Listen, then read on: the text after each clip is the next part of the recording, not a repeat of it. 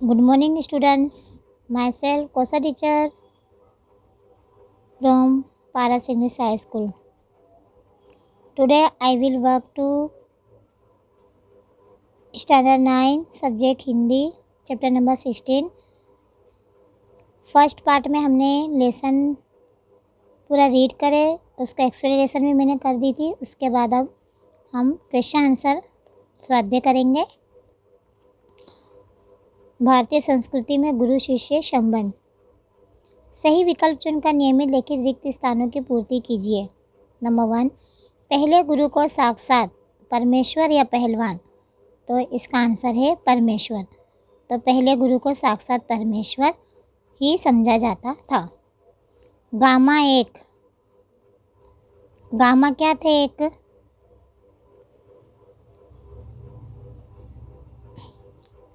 एक पहलवान था, एक पत्रकार था।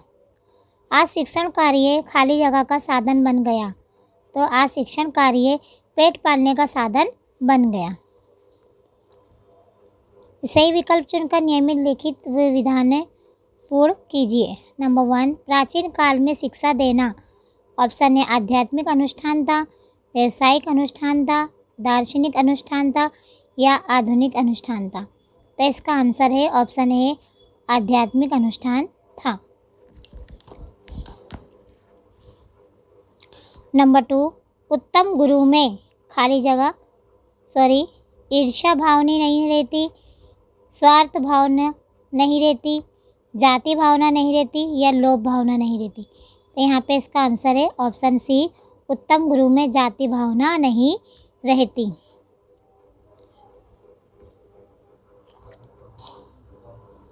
पहले गुरु को साक्षात ऑप्शन ए ब्रज ही समझा जाता था, ऑप्शन बी परमेश्वर ही समझा जाता था, ऑप्शन डी विष्णु ही समझा जाता था, ऑप्शन डी महेश ही समझा जाता था? तो इसका आंसर है ऑप्शन बी, पहले गुरु को साक्षात परमेश्वर ही समझा जाता था।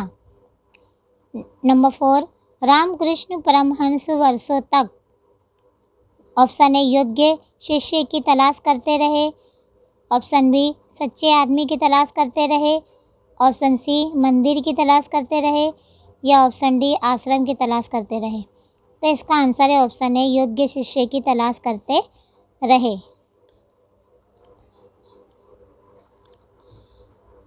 नियमित लिखित प्रश्नों के उत्तर एक एक वाक्य में लिखिए।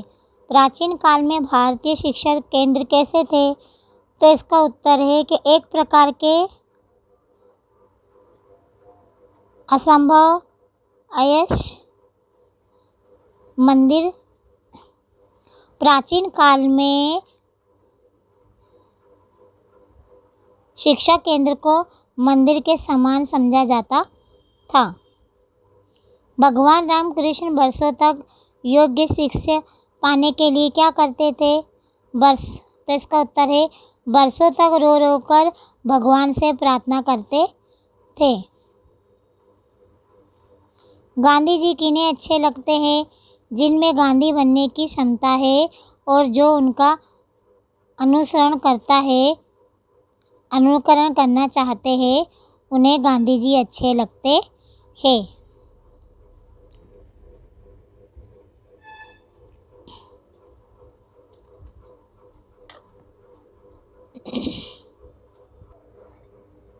भगवान ईर्ष्या का कौन सा कथन सदा स्मरणीय है? तो इसका आंसर है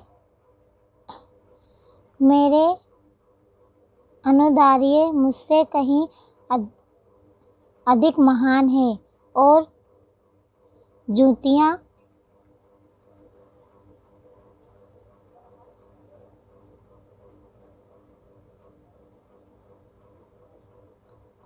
योग्यता भी मुझ में नहीं है।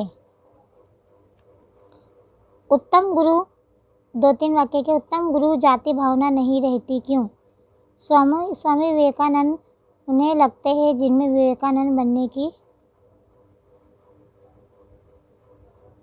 उत्तम गुरु में जाति भावना नहीं रहती क्यों? क्योंकि गुरु और शिष्य में संबंध इस तरह से होते हैं कि गुरु जो है अपने शिष्य को सिर्फ शिष्य ही मानता है और उनको जाति भावना वो नहीं सोचते, न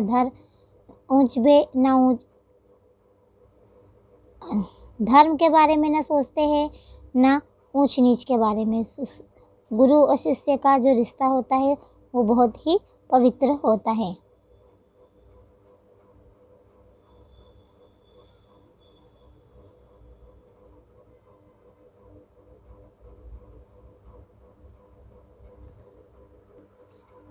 नियमित लिखित प्रश्नों के उत्तर 5-6 वाक्यों में लिखिए।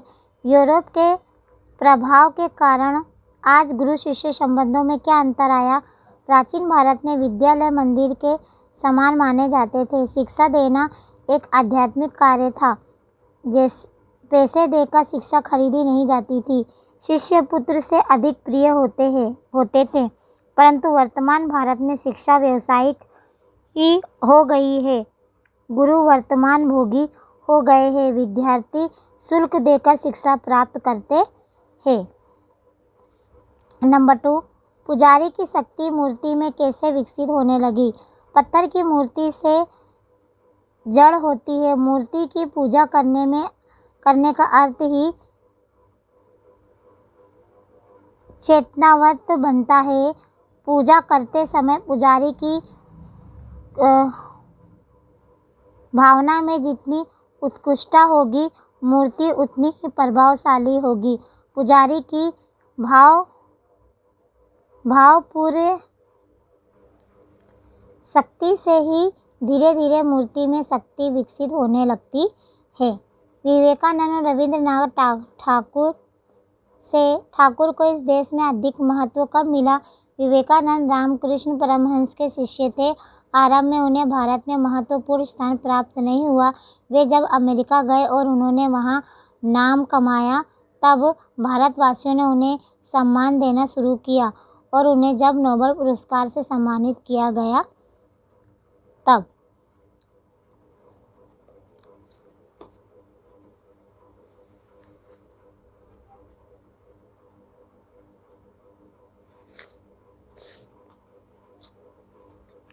असहाय स्पष्ट कीजिए। सम्मान पाने वालों से सम्मान देने वाले महान होते हैं। सम्मान पाने वाले अपने किसी विशेष गुण के कारण सम्मानित होते हैं।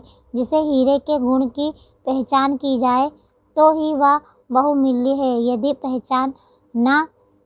पहचाना ना जाए तो वह एक पत्थर है।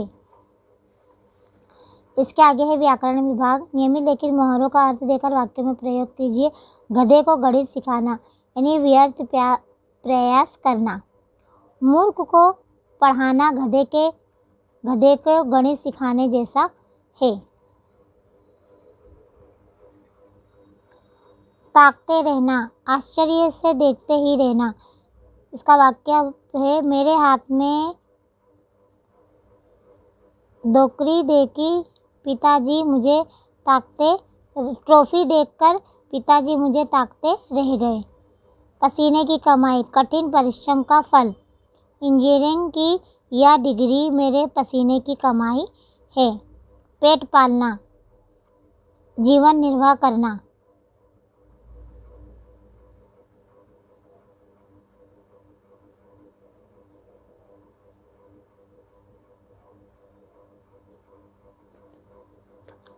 रंग जाना, प्रभाव पड़ना, गहरा प्रभाव पड़ना।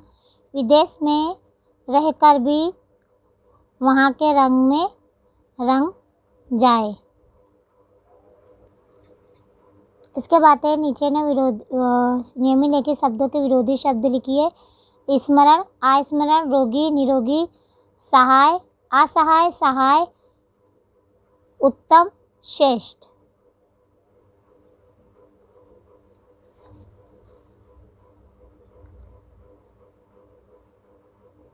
नियमित लिखित शब्दों के पर्यायवाची शब्द शिष्य, चेला,